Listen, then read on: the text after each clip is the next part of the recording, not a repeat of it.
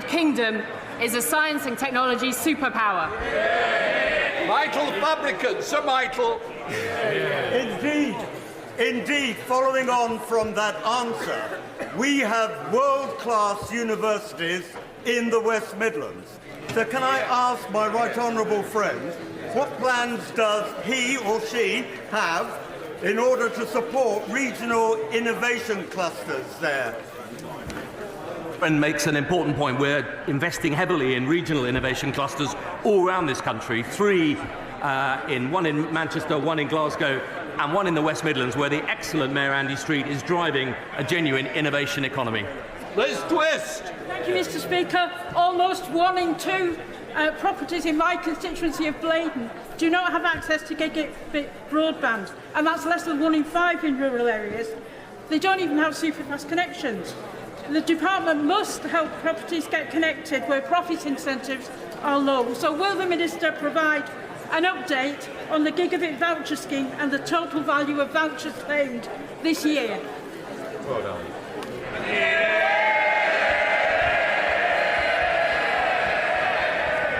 Can I say to the Honourable Lady that currently over 76% of premises have access to gigabit-capable broadband, and we're on track to meet our target of 85% coverage by 2025. However, she raises a good point about take-up of social tariffs under the scheme, and we do want to see that happen much more. But we are determined to press ahead with Project Gigabit to achieve our target of universal coverage by 2030.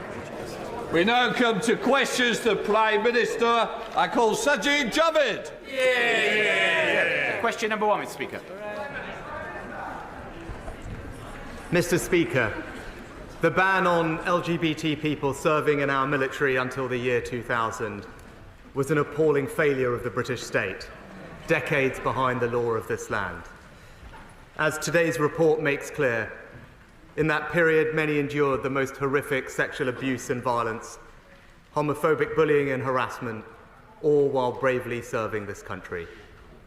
Today, on behalf of the British state, I apologise. And I hope all those affected will be able to feel proud parts of the veteran community that has done so much to keep our country safe. Mr. Speaker, this morning I had meetings with ministerial colleagues and others. In addition to my duties in this House, I shall have further such meetings later today. Sajid Javid. Mr. Speaker, can I associate myself with the remarks the Prime Minister just made? Mr. Speaker, in the UK, every 90 minutes, someone sadly takes their own life. Indeed, in this country, for men under the age of 50 and for women under the age of 35, this is now the biggest killer. When I was the Secretary of State for Health, I met many brave families and campaigners, and I committed to them that the government would publish a comprehensive, cross-departmental suicide prevention strategy. That was over a year ago, and still no strategy. Now, I know that my right honourable friend, the Prime Minister, cares as deeply about this issue as I do. We've discussed it many times, and can I ask him, please, if he would commit his government to publishing this strategy within days of Parliament's return from the summer recess. Mr. Speaker, when someone takes their own life, the effect on their family and friends is devastating. And I know the loss of my right honourable friend's own brother was an enormous source of pain for him. I want to reassure him that we are actively addressing suicide rates through our national suicide prevention strategy, backed by funding, and also particularly rolling out 100 suicide prevention voluntary community and social enterprises. But I can tell him that we will publish the new updated national suicide prevention strategy later this year. We now come to the Leader of the Opposition, Keir Starmer. Mr. Speaker, Labour in government was proud to repeal the ban against LGBT plus people serving in our armed forces. And today we strongly welcome this apology from the Prime Minister as a recognition of their historic mistreatment. Mr. Speaker, my constituent Ken Wright was a proud RAF serviceman, forced to leave the job he loved simply because he was gay. I'm delighted he is here today to witness this apology. And whilst we cannot right the wrongs of the past, the government should now act on the recommendations of the Etherton Review to fix the lives broken by the ban. It's what LGBT plus veterans deserve. Mr. Speaker, I also know the whole House will want to send our very best wishes to the Lionesses as they start their World Cup campaign this Saturday. Let's hope they continue the brilliant success they had in the Euros. Mr. Speaker, when the Prime Minister took office 9 months ago, the NHS waiting list had 7.2 million people on it. What's the number today? Well, Mr. Speaker, the reason that the NHS waiting lists are higher today than they were then, after actually being stable for the first few months as we put in place new initiatives, is very simple, and that's because the NHS has been disrupted by industrial action, Mr. Speaker. Now, we've put very clear plans in place to bring down waiting lists in urgent and emergency care, in primary care, in ambulances and outpatients and electives. Those plans were working and will continue to work, but we do need to end the industrial action. So I'd ask the honourable gentleman, if he does care about bringing the waiting list down, does he agree with me that consultants and junior doctors should accept the pay deal that the government offered? Mr. Speaker,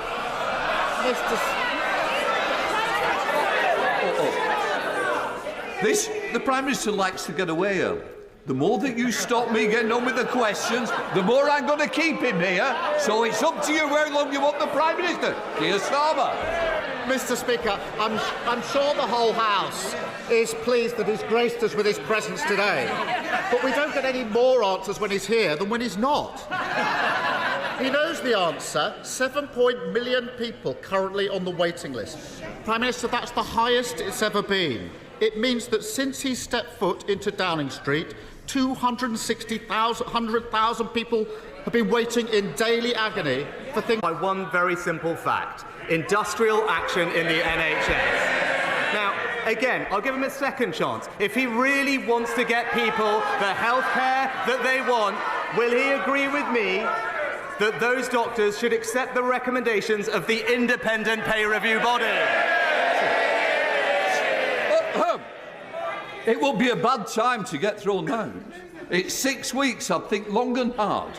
Can I just say to the Prime Minister, it's opposition questions, it's Prime Minister's questions. Here's Tom. Mr. Speaker, I think with his time away, he's slightly forgotten how this works. And he talks about his plans. He talks about his plans, his NHS staffing plan. He doesn't need to lecture me. Order. It might be the last one before recess, but I'd just say to somebody, if they really want to take and go early, it will be very tempting to ensure that we do it. But think long and hard before you do. Keir Starmer. Thank you, Mr. Speaker. He talks about his plans. He doesn't need to lecture me on that. On the NHS staffing plan, he nicked it from Labour. Yes. It's the same old story. They mess up the NHS and look to Labour to fix it. Come the election, the country will be doing the same. The difference is that, unlike us, he hasn't said how he'd pay for his workforce plan. Now's his chance. Where's the money coming from? Mr. Speaker, not only is the NHS long-term workforce plan fully funded, it was welcomed by not one, not two, but by 43 different NHS stakeholders, Mr. Speaker. But no, he talks about our plans and are they making a difference? Well, let's just look in urgent and emergency care. Our plans mean that we'll put 800 more ambulances on the road, 5,000 more beds, faster discharge, more community care. That's why the Royal College of Emergency Medicine described it as significant and that it will undoubtedly improve conditions. But that's why, Mr. Speaker, what have we seen? A&E waiting times in England, the best in 2 years, Mr. Speaker. While Mr. Speaker, and they won't like this, while the NHS has the worst waiting times in the country in Wales, Mr. Speaker. Mr. Speaker, when he said the workforce plan was fully costed, I've never seen the Chancellor more bewildered. It's less than a year since his party crashed the economy with their unfunded spending commitments, and he hasn't learned a thing. So let me ask it another way. Is his uncosted spending coming from more tax rises, more cuts, or is it just the latest promise to fall from the Tories' magic money tree? Mr. Speaker, as I and the Chancellor set out, the plan is fully funded. He'll see that at the autumn statement. But I am pleased. I am pleased he's now interested in fiscal responsibility, because that is very welcome, Mr. Speaker. Because there's an opportunity for us to make sure that this is true conviction. We've just had, Mr. Speaker, in the last week, we've had the recommendations of independent pay review bodies, including for the NHS. Now, I believe the right thing to do was to accept those independent recommendations. But that involves taking difficult and responsible decisions to deliver those pay rises without fueling borrowing, inflation, taxes and debt. But on this crucial issue, Mr. Speaker, while his MPs are back on the picket lines, yet again on this issue, he simply refuses to take a position. It's the same old story. He should stop taking inspiration from his friends outside and unglue himself from the fence. Oh, we want some more. Who wants to lead the exit? Keir Starmer. Mr. Speaker, in that burst of nonsense, what you didn't hear was a single word about how he's going to be paying for it. Labour's NHS workforce plan is fully funded by scrapping the non-dom status that he so adores. You know the one, that non-dom... Order. I think one or two of you have asked to catch my eye. You're not going the right way. Keir Starmer. Thank you, Mr. Speaker. Labour's workforce plan is fully funded by scrapping the non-dom status that he so adores. You know the one, the non-dom tax thing, as he calls it, that allows some of the wealthiest people in the country to avoid paying tax here. Is that loophole so important to him that he'd rather have billions in unfunded promises than simply making billionaires pay what they owe? Mr. Speaker, this is the same policy that has paid, I think, for 5 different things at this point. I think, Mr. Speaker, everybody knows that I'm a fan of doing maths to 18, but the honourable gentleman makes a very strong case for doing maths all the way to 61, quite frankly.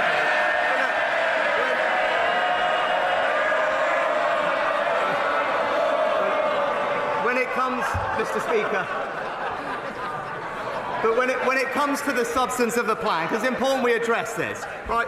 I am aware, actually, and I will say this. He did set out some proposals to train more staff. The problem is, Mr. Speaker, that's all he did. Our plan is much more comprehensive and it's much more impactful, because not only will we train more staff, Mr. Speaker, well, no, this is important substance, because I acknowledge the party opposite did set out some plans to train more, but that's not enough. You also have to set out plans, as we did, to retain more NHS staff. And you also crucially have to set out plans to how you reform the NHS so that you can have a more productive NHS. And that is the difference between us, Mr. Speaker. He is only ever focused on the superficial headline. We're getting on and doing the actual reform. Mr. Speaker, if he's so good at maths, he'd know I'm 60, not 61.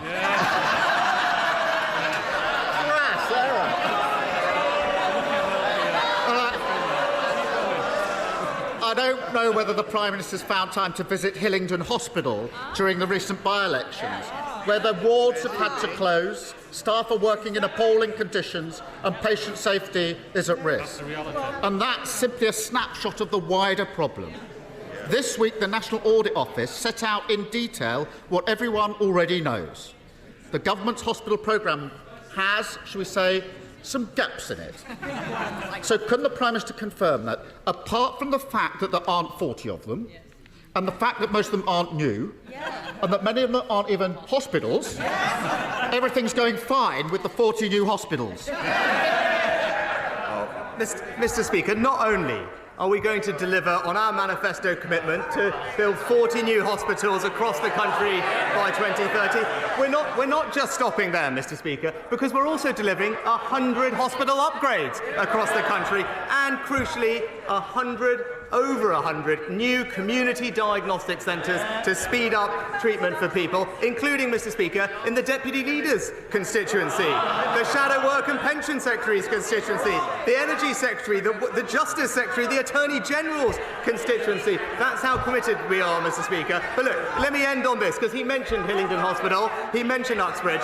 I tell you what, I want to help the people of this country, Mr. Speaker. I want to make sure that not only can they get to work, but they get the care they need. Why on earth does he want to charge them £12.50 every time they visit their GP and hospital? Thank you, Mr. Speaker. There was welcome news this morning of inflation falling by higher than expected. The businesses in my constituency are trying to plan their pricing for next January and are struggling because of the proposals to introduce the extended producer responsibility, and they don't yet have the information on how much it will cost or how it will work. So would the Prime Minister look at pausing and resetting that programme? So what we don't see in January is price rises in our supermarkets without the consequent reduction in packaging and increase in recycling that we all want to see. Well, Mr. Speaker, I thank my honourable friend for the question. This is something that has been raised with me by those in the industry. Now, we are committed to protecting the environment and delivering on our net zero targets, but DEFRA are continuing to engage closely with manufacturers, retailers and packaging companies on the precise design of the scheme. And I know that ministers will continue to keep this House and my honourable friend updated. Leader of the SNP, Stephen Flynn. Mr. Speaker, the two-child benefit cap, as introduced by the Conservative Party, has left 250,000 children living in poverty. So can I ask the Prime Minister, does he take comfort in knowing that the heinous legacy of that policy will no longer just be protected by Conservative members, but by Labour members too? Well, Mr. Speaker, I welcome the Labour leader's newfound support for our policy, even though he previously committed to a different approach. But what I would say to the honourable gentleman, and indeed the Labour front bench, is that they don't have to worry too much, because given the Labour leader's track record, he's never actually kept a promise that he's made. Stephen Flynn. Mr. Speaker, voters in Scotland are used to child poverty under the Tories. They almost expect it. But what they don't expect is child poverty support from the Labour Party. And if we look very closely right now, there is a shiver running along the Labour front bench looking for a spine. Now, Mr. Speaker, does this not tell us something much bigger? That for children living in poverty in Scotland, Westminster offers them no real change. It offers them no real hope.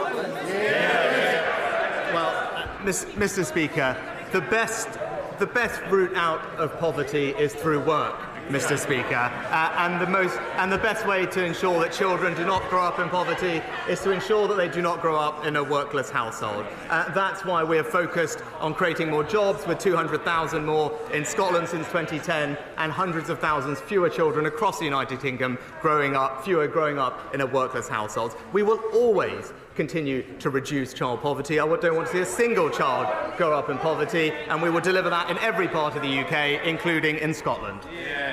Shalish Vara. Thank you, Mr. Speaker.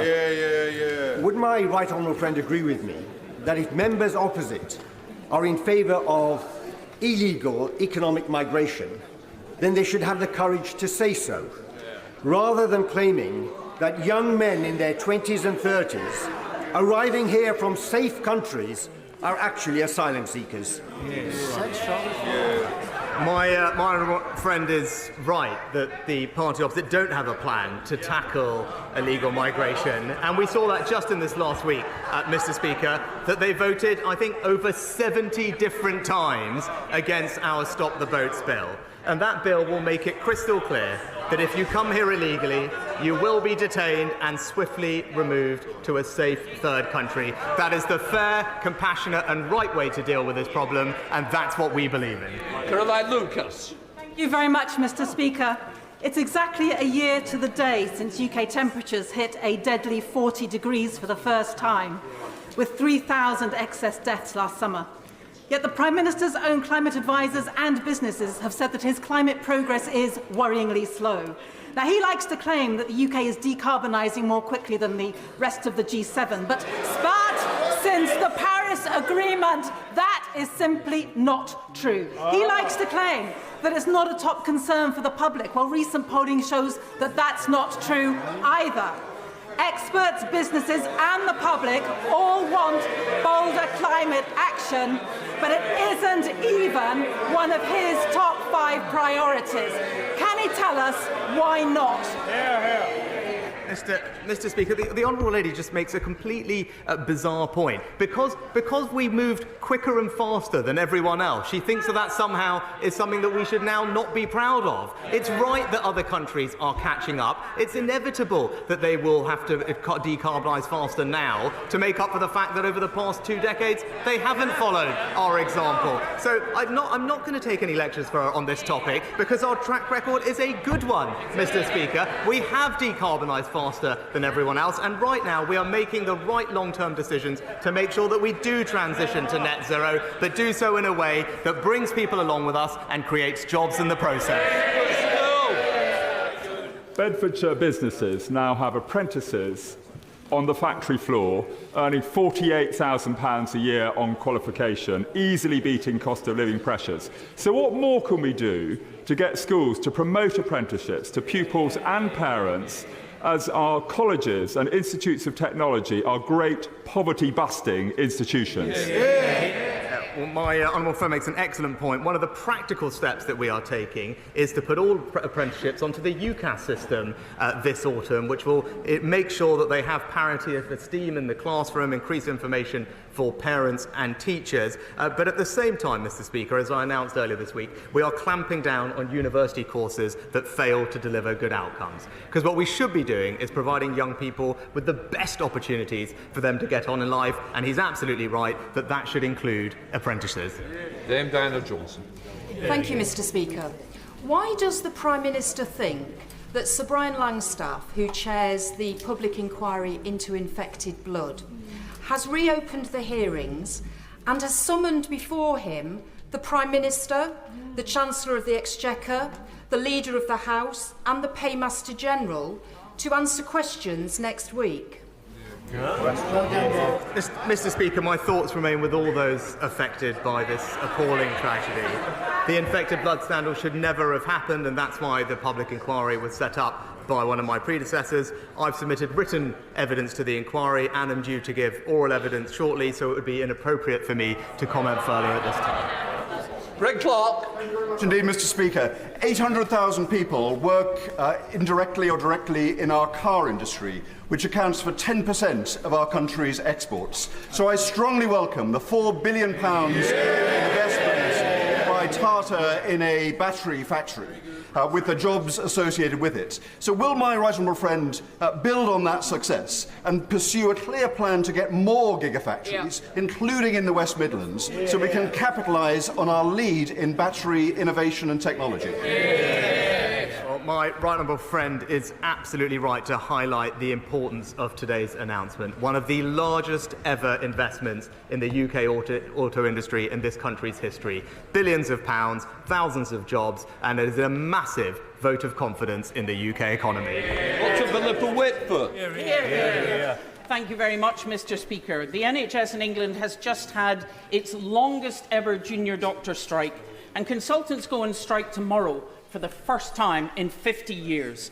Yet so far Scotland has had no NHS strikes.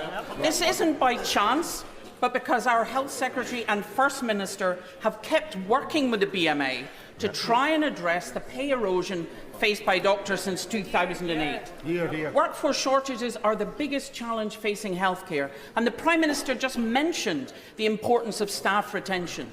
So does he really think refusing to even talk to health unions will stop doctors leaving the NHS? Mr. Speaker, we did talk to health unions, but we also respected the independent pay review body process, Mr. Speaker, which is the right way to resolve these issues, and it means a typical junior doctor will see a 9% pay rise as a result of that deal, Mr. Speaker. Combined with, as you mentioned, retention, earlier this year, the government delivered the #1 ask of the BMA, which was to remove the cap on pensions tax that was specifically designed to retain senior doctors in the NHS. So the government has now done its bit, and I would urge the unions to please get back to the hospitals and treat your patients. Sir Jacob Rees-Mogg. Thank you, Mr. Speaker. Does my right honourable friend share my unease that a bank that has the government as its largest shareholder should close the account of a senior opposition politician? Will he use the government's shareholding to ensure that there is an inquiry into these circumstances, because the subject data access request makes it clear, or certainly indicates, that it is the person concerned's political views that led to his cancellation? And does my right honourable friend agree with me that however much we may find them tiresome, members of the opposition deserve bank accounts? Well, Mr. Speaker, it wouldn't be right if financial services were being denied to anyone exercising their right to lawful free speech. Our new Financial Services and Markets Act puts in place new measures to ensure that politically exposed persons are being treated in an appropriate and proportionate manner. And having consulted on the payment services regulations, we are in the process of cracking down on this practice by tightening the rules around account closures. But in the meantime, any individual can complain to the Financial Ombudsman Service, which has the power to direct a bank to reopen their account. That's sure. Thank you very much. I know how it feels to be homeless, squatting from one place to another with your entire belongings in one single black bin liner. Hard-working families, including Bradford West, are at risk of homelessness because of a Tory mortgage bombshell and failing to legislate to protect renters. Yep.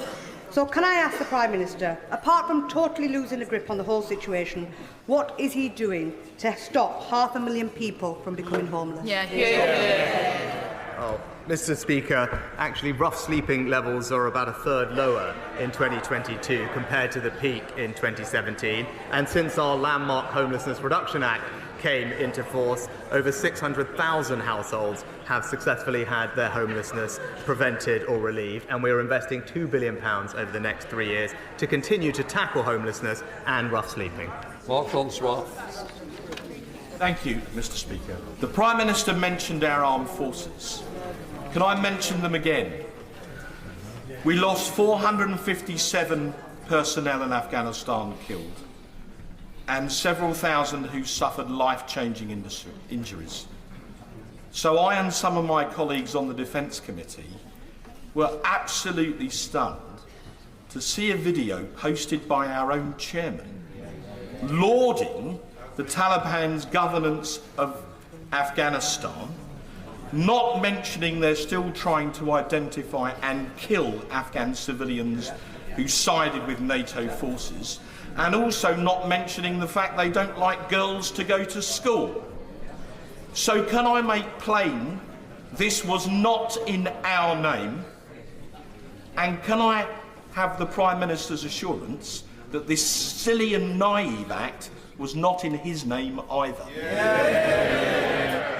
Well, Mr. Speaker, I join with my honourable friend in paying tribute to our brave serving personnel and veterans and thank them for their service, as indeed we've touched on earlier today. And we have repeatedly and will continue to repeatedly call out the human rights abuses that we see around the world, and he mentions rightly the prohibition on women being educated in Afghanistan, which is something we've spoken about in the past. But we will also continue to have dialogue with regimes. That doesn't mean that we consider those regimes to be legitimate or approve of their actions, but that is all part, as he will understand, of establishing normal diplomatic presence in countries when the situation allows. But I'll very happily look into the specific case that he brought up with me.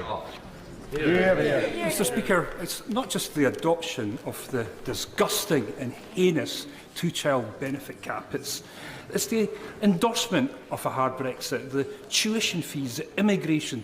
Doesn't he agree that there's no real difference now between the two UK main parties? And isn't it time that we perhaps rearrange the furniture in this House and have them all on one big bench and perhaps retitle them that this is what you get from the UK party?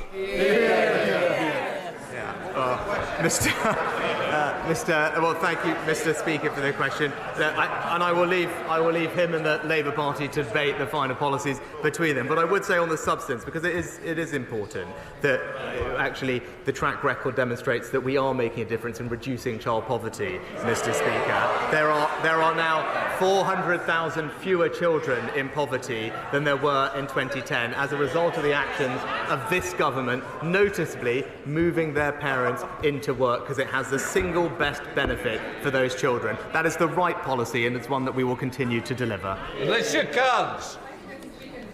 Therapy is quackery packaged up by bigots seeking to promote their hate and profit from it. On the 19th of January, the Minister at the Dispatch Box promised to bring forward a ban against conversion therapy and ensure that pre-legislative scrutiny was completed before the end of this parliamentary term. How does my right honourable friend plan to continue with that? But can I also welcome very much his statement from the floor today and thank those LGBT veterans who are here with us. We are so grateful for your service, and we do this ban also in your name. Well, can I thank my honourable friend for her question? And I agree with her that conversion therapy is an abhorrent practice, and we need to do everything we can to stamp it out wherever we see it. The Minister for Women and Equalities will continue to keep her and the House updated on our progress. Barry Sherman. Mr. Speaker, thank you. Does the Prime Minister remember 7 years ago when he was a passionate supporter of leaving the European Union, along with his then best friend Boris Johnson? Is he aware that Sir John Major now says in every speech he makes that decision was catastrophic for the people of this country and standards of living, and also deeply damaging to our role, status and influence in the world? Mr. Speaker, I would say gently to the honourable member that at the beginning of his question, you think he made the central point. It was 7 years ago, Mr. Speaker, and we need to move forward. I would just gently point out to him, he talked about what's happened since then, that since we left the single market, this economy has grown faster than Germany, France and Italy, Mr. Speaker. And he talks about our standing on the world stage. Well, he wasn't here for our statement on the NATO summit last week, but nobody can be in any doubt that the United Kingdom is highly respected on the world stage. Lee Anderson. Thank you, Mr. Speaker. Now then, just last week, the Leader of the Opposition announced his new flagship policy, the two-child benefit cap. Goes down very popular on this side of the House, but not so popular on that side of the House. But, Prime Minister, could you please tell the House, when will the Leader of the Opposition jump off the bandwagon and be honest with the British public and tell them what he stands for? Well, Mr. Speaker, my honourable friend is right. Now, it would be one thing, and I say I welcome the Leader of the Opposition now supporting the government's policy, but I don't think anyone actually believes that he believes in what he's saying. And I think that is the... Just say, you don't need to worry, you've no responsibility for the opposition. Neil Coyle. Mr. Speaker, every single member of this House is required by law to confirm the true source of a donation before it is accepted or declared. So can the Prime Minister tell us if he followed all the rules all the time before he took £38,500 of free air travel on the 28th of April? And if so, why does his story keep changing about who paid? Mr. Speaker, all donations are declared in the normal way, and as the honourable gentleman knows, if there are administrative changes to that, those are quickly corrected. David Davis. The Prime Minister, back to the question raised quite rightly by my right honourable friend, the member for North East Somerset. The opposition politician he was referring to, of course, was Nigel Farage, whose bank account was closed, not because he was a PEP, not because of commercial reasons, but because his views did not align with the values of Coutts Bank, a thinly veiled political discrimination, a vindictive, irresponsible and undemocratic action. But in addition, NatWest also disclosed confidential details about Farage's account to the BBC and lied about the commercial viability of his account, actions which ought to jeopardise its banking licence and should certainly worry NatWest's 19 million other customers. So he's told us what he's going to do for the future, But there are many other people in this circumstance. So can he require every bank with a British banking licence to inform the Treasury of all the accounts they've shut down for non-commercial reasons the last decade? Well, Mr. Speaker, I know that the Honourable Gentleman has spoken to the Chancellor about this particular issue, and I know he'll continue to have those conversations. In the short term, having consulted on the payment service regulations, we do intend to crack down on this practice by toughening the rules around account closures. But in the meantime, the Financial Ombudsman Service is available for people to make complaints to, but I look forward to continuing the dialogue with him, as indeed does the Chancellor. Final question, Colin Lockhart. Thank you, Mr. Speaker. As a father, the Prime Minister will know how precious children are. Adam Watson, aged 9, and Poppy Ogle, aged 10, from my constituency, sadly lost their battle with childhood cancer just last year. Their homes are forever broken. Both families want to see a change in financial support for the 1,600 children diagnosed with cancer across the UK each year. Would the Prime Minister commit to meet with these families, to listen to their stories, and to review child DLA payments to commence immediately on diagnosis of childhood cancer, whether that be a terminal diagnosis or not? The 3-month wait for support is just too long. Surely this government can see fit to wrap its arms around these children and their families in their hour of need. Well, Mr. Speaker, I thank the Honourable Lady for raising this issue. I can't imagine how difficult it is for families whose children are being treated for cancer and everything that will come along with that. I will happily look into the specific issue that she mentioned and get back to her in all haste, and she should know that she has my total support for helping and supporting families who are going through what will be an unbelievably difficult time. That completes Prime Minister's questions.